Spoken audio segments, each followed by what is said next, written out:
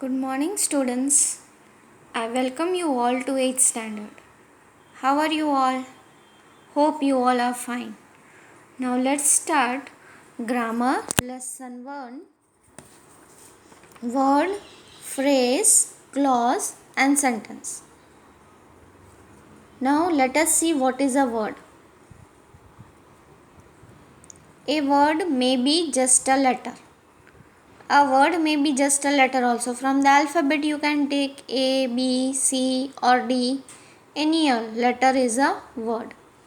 Or a group of letters, or it is a group of letters. Like if you take CAT, cat, so C, A and T is combined and one word is made there, cat. Words are used in groups to form phrases, clause and sentences. And after these words are used in a groups. And then a phrase, clause or sentence is formed. A phrase is a group of words. Now what is a phrase? A phrase is a group of words. These words together convey a specific meaning. These words will together convey a specific meaning, but not complete meaning. But complete meaning will not be there. A phrase has no finite verb. You can see in the phrase you will not find any finite verb. What is a verb? Doing word is called a verb. Okay, stand, sit, dancing, these all are the verbs. Here are a few examples of phrases. Now some examples are given. Let us see. In the evening. Can you see any verb? No. At sunset, by the riverside, across the desert, in a dilemma, a sheer coincidence, within a week. In all these phrases, you cannot see that there is a verb. No verb is there. Now what is a clause? A clause is a sentence which is a part of a larger sentence. What is a clause? A clause is a sentence and which is a part of a larger sentence. From one larger sentence, one part is taken out or some part is taken, and that is called a clause. A clause always has a finite verb, but it has no independent existence. A clause will have a verb, they will be there, but it will not have independent existence. A clause is always attached to another clause or other clauses. One clause is attached with the another clause, and then one sentence is formed. Look at the sentence given below. She could not come because she was ill.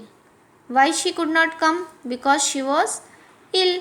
So she could not come is one part, and because she was ill is the another part. Okay. I gave him the book which he needed. I gave him the book is the one part, and which he needed is the second part. Now each of the sentences above has two clauses. The sentences which are given above will have having two clauses. Example is, she could not come because she was ill. I gave him the book which he needed. You can see two clauses are added and then one sentence is formed. The two clauses have been added up to make complete sense. Now two clauses are added and you can have one complete sense. She could not come will not make complete sense because she was ill. It also does not make any complete sense. But when we add these two clauses together, it makes a complete sense. A group of words that makes complete sense is called a sentence. Now group of words that makes complete sense, it is called a sentence. Now let us see the worksheet. Read the following groups of words and write P against a phrase C against a clause, and S against a sentence. But we will not write only P, C or S. We will write the full spelling of phrase, clause and sentence. Now number 1 is a flying saucer. Okay, can you see any finite verb? No. So it is a phrase. Then sat on a wall. Now if I add Humpty Dumpty sat on a wall, so it is making one complete meaning, no? Complete sense is there. One sentence is made. Humpty Dumpty sat on a wall. And you can see sat is the verb there. So it is a clause. Then fond of music. It doesn't make any kind of meaning there. Okay, no complete meaning is formed. So it is a phrase. Then Delhi is a big city. It is making a complete meaning. One sense is formed there. You can see complete sense is there. Delhi is a big city, and at last you can see full stop is also there. So it is a sentence. Then rats are not found here. Is it making complete sense? Yes, and at last full stop is also there. So it is a sentence. Then plastic is very durable. Is it making any kind of sense there? Yes, complete sense it is. Plastic is very durable. And at last full stop is there. So it is a sentence. Now next is a fair little girl. Is it making any kind of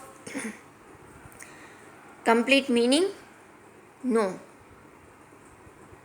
So it is a phrase. Then next is he pays the debt. At last you can see full stop is also there, and it makes a complete sense. So it is a sentence. Now while it is raining. While it is raining. Raining is there. And if I add one part here, it will form a sentence.